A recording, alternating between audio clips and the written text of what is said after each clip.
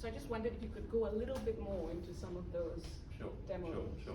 I think in terms of needing more gas, obviously volumetrically, hydrogen is different to natural gas. So when you're looking at pipe work, for example, you may need to expand that pipe work on a sort of fuel, efficiency ratio. As I said, both of our demonstrations showed that there was, fair equivalence pretty much between natural gas and hydrogen, give or take. So I don't think either of those are issues. I think you can design out the volumetric issues. I think in terms of safety, we designed the demonstrations in accordance with all sort of site safety regulations. Safety is paramount importance. Sites like Unilever. So all of the different phases were gone through and due process followed. So again, no issues in that respect. And with green hydrogen sites that you're talking about, presumably they are closer to these industrial sites, and when you're storing, you need those large clearances, radiuses. Has that been an issue, a challenge? Yeah, I think safety distance is a challenge, particularly on tight sites. We are not envisaging having bulk storage on any of those industry sites because of the because we're intending to flow hydrogen straight into the boilers and furnaces and whatever else. I think there is that challenge that I mentioned around sites needing to be able to take those variable levels of hydrogen, which if you had storage could negate the need for that. So I think it will be horses for courses. We may look at storage too. The other thing that was interesting about green hydrogen is, I guess people are more excited about it because you don't have to wait for that pipeline and that distribution. So I'm just going to talk a little bit, obviously, about what Cadent is doing. So Cadent's Hynet hydrogen pipeline forms part of the wider Hynet program. And correct me if I'm wrong, but it will be developed as a standalone project that will require its own development consent order. So this is separate to the production plant, separate to the storage facilities, and the CO2 pipeline. So can you walk us through, David, how this hydrogen pipeline will connect into Vertex's infrastructure and also the distribution, a little bit of the challenges, and also where it could be seamless and not necessarily. These are all these detailed. Joe's point earlier was right. This technology exists; it's well understood, and so it's just a question of turning the handle, to be frank on it. But it does take quite a long time to turn the handle on it. So we've been working on this pipeline route for quite some time, and that involves a lot of consultation, a lot of working with communities on precisely where this pipeline is going to go, because ultimately it needs to go through what exists today as farmland or along routes which are roads or bridleways, whatever that might be, and we want to work with communities to ensure that where we're putting that pipeline, it's going to add to the local area as opposed to create problems. And so we've completed that consultation process. We have a route which we think meets all of those, all community needs as well.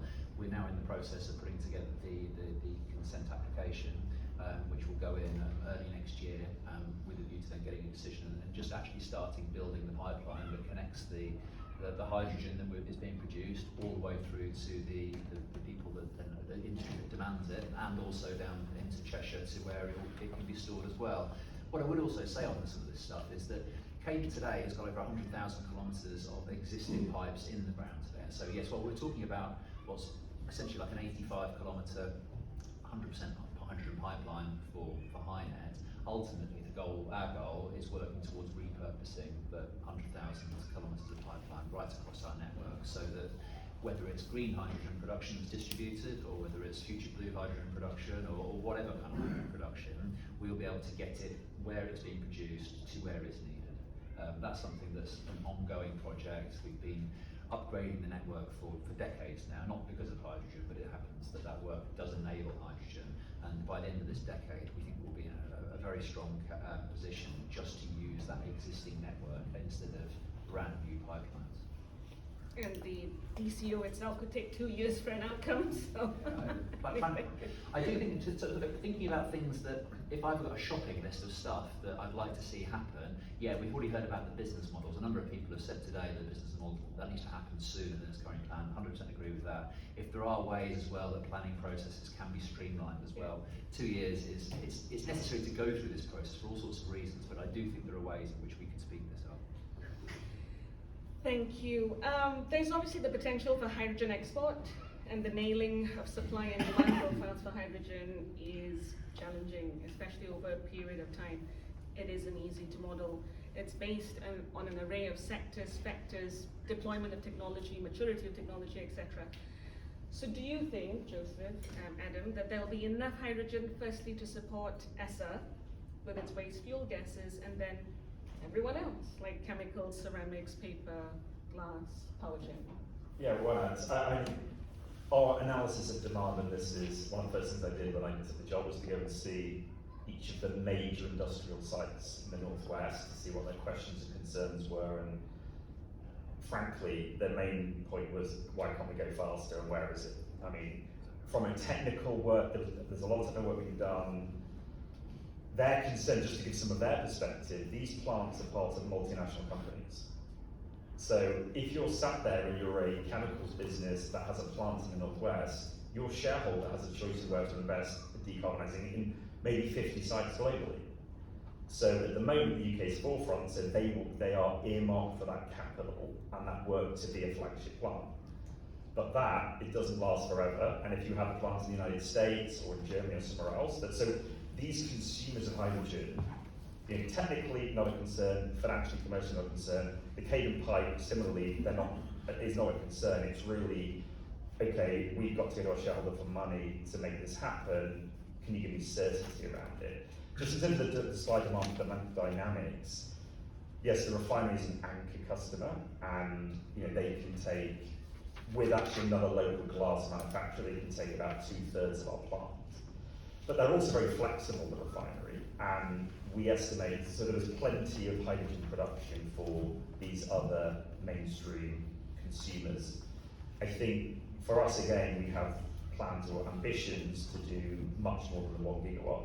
The constraint to that isn't technology, land, ability to build. The constraint to that is government business model. But if that was to go faster, we would look to do more like 3 or 4. I mean, 3.4 gigawatts is our stated ambition, which is a very big number, and caters for most of the regional sector. For that level, we have to have the Cadent network, and really for that level, we need to start having the storage facilities. Can I jump in and just answer that? So this project is going to deliver about 50% of the UK's clean hydrogen production by 2030, so the scale is already massive.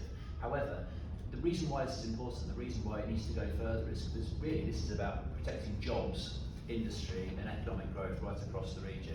There's 15,000 separate manufacturing and industrial businesses across the Hynet region. So whilst we're focusing on some of the big names here today, there's much more beneath these headline names that we need to go at. There's 350,000 people directly employed in the sector right across the northwest here.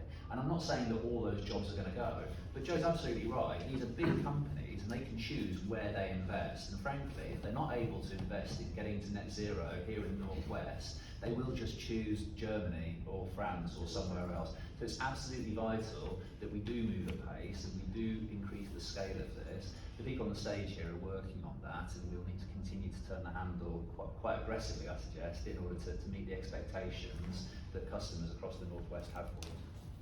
And the fact that Adam is already talking about hydrogen-ready customers, no pressure, isn't it? When you think of the level of government investments, especially into the clusters, that means government takes on, significant capital risk. Not necessarily all of it, but this is definitely capital risk associated with developing infrastructure it considers foundational to economic development. So I think the major question here is, are we confident hydrogen is here to stay? And will it be used by industrial users for a long time? Anyone wants to go first? Yeah, I mean, I think if the plant, Joe's talked about the investment decision required, and that being effectively, competing globally within large organisations, I think if an investment decision is made to switch to hydrogen, Cadent delivers the pipeline network, Vertex delivers the hydrogen, then that will operate, I would assume, in perpetuity. It depends, obviously, that there's a time limit to CFD support, etc.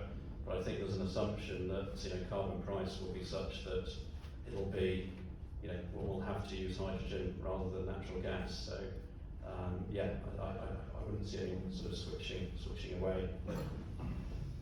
I think also we have to realise that if without hydrogen there's not net zero, we have to get to net zero by 2050.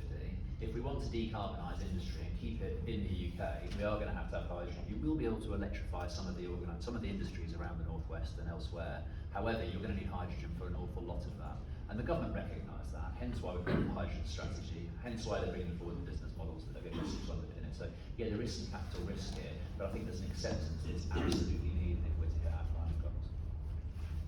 Joe, anything to add? No, I think for the industrial sector, I think it's well understood, and again, the perspective is not just the UK anymore. If you look at Germany, the United States, there's a good understanding that to decarbonise, first of all, we can't wait 10 years for new technology to start decarbonising. Offshore wind's obviously been a great success in the UK. It's 2% of energy. I mean, we are still massively a fossil fuel economy. So these are ways of getting real numbers, real carbon out of the system relatively quickly. I think we're all hopeful, just for planet's sake, that in 10 or 20 years, if there's a new fuel cell technology or nuclear fusion that changes the dynamic, fabulous. But right now, we have a technology that we know can significantly reduce, especially in these industrial sectors where they are vital industries. There's not really viable alternatives at the moment to hydrogen for industrial users. And so it seems a very sensible path. And frankly, the numbers, I'm up here bragging about a gigawatt of low carbon hydrogen. I mean, in the scheme of the UK energy mix, these are absolutely minuscule numbers. So to really start meeting, we're thinking of 1.8 million tonnes of carbon, it sounds like a big number. In the scheme of the UK, it's tiny. So I would say almost in a way which is, if this is the right path, we need to be a bit bolder in terms of speed and volume, because if you really want to decarbonise the UK, whether it's to secure jobs and to decarbonise, a gigawatt here or there is really, I think it's a phrase I should use, but a small amount in the scale of the problem. Yes, go ahead. Could you, sorry, Chris Robinson from Tees Valley Combined Authority, could you put a number against the final gigawattage of hydrogen once we look at, so in 2050, once you look at transport, domestic heating and industry? For the UK, for the world, for the region? No, for the UK. No. I can tell you, I mean, just without making it sound like we're too locally focused, I think my main job, as you've heard a lot, is the pressure to get the 1 gigawatt for.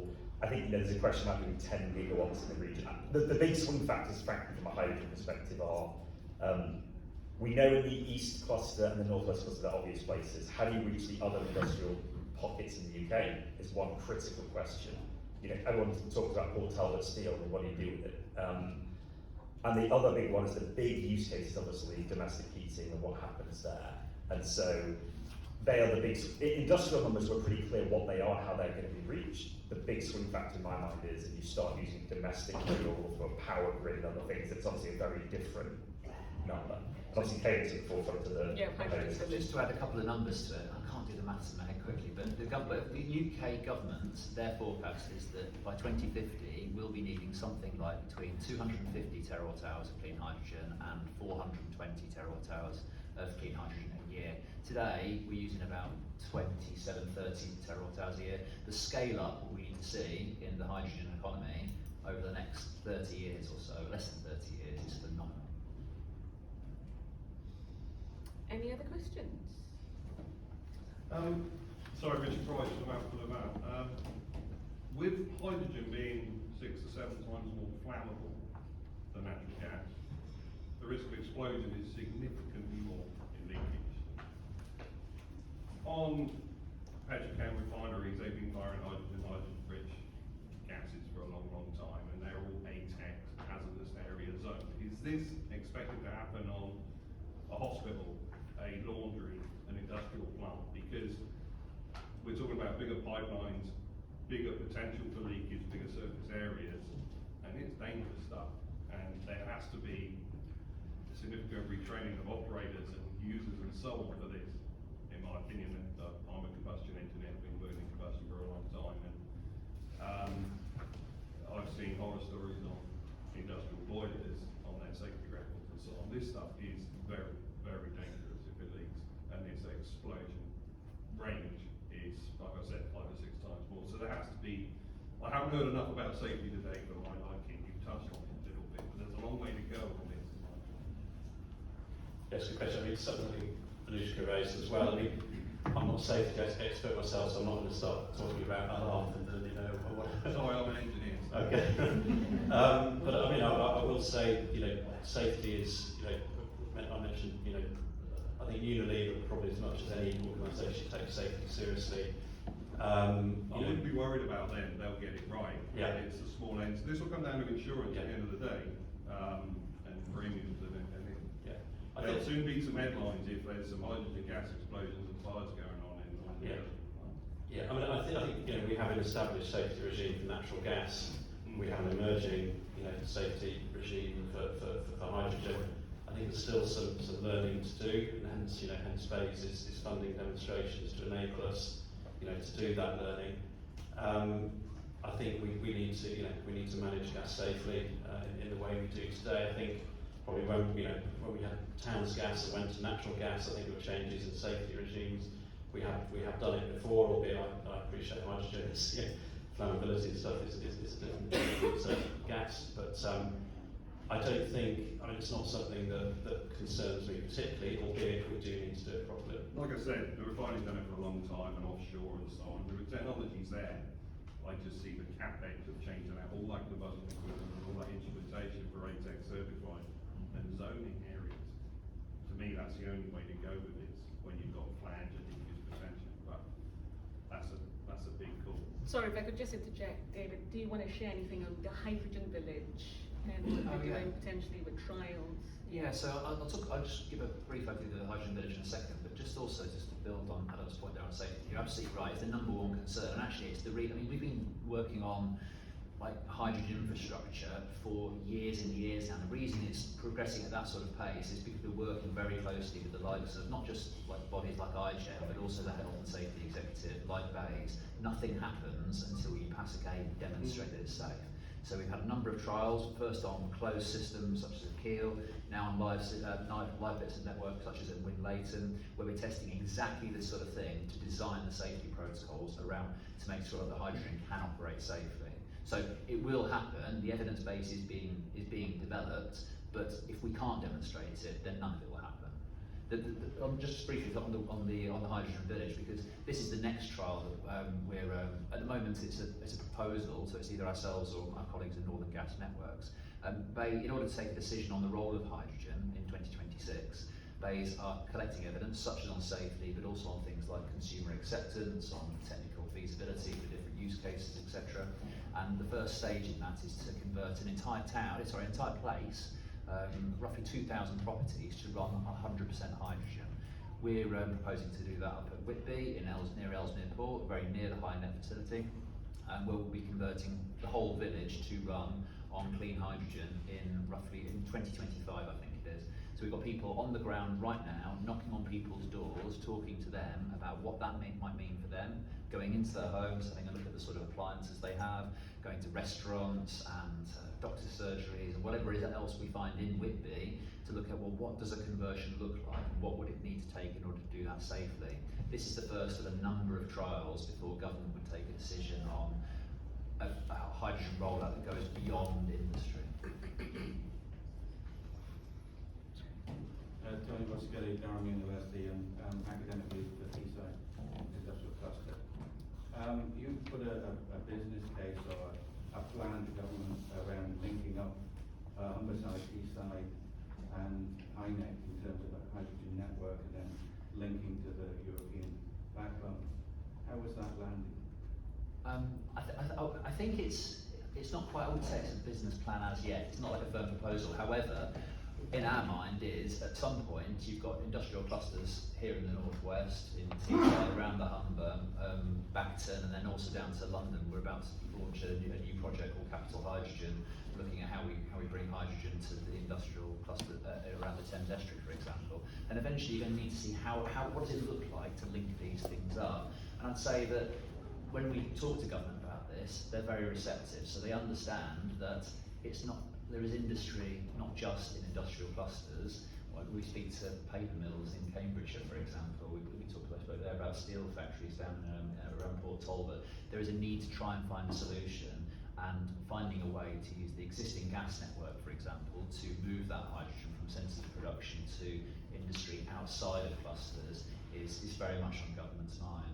It is the next phase, however, and so I think at the moment it remains like an idea or a whiteboard. We know how to do it, but there's not, I wouldn't say it's, go as far as say it's a business plan, actually.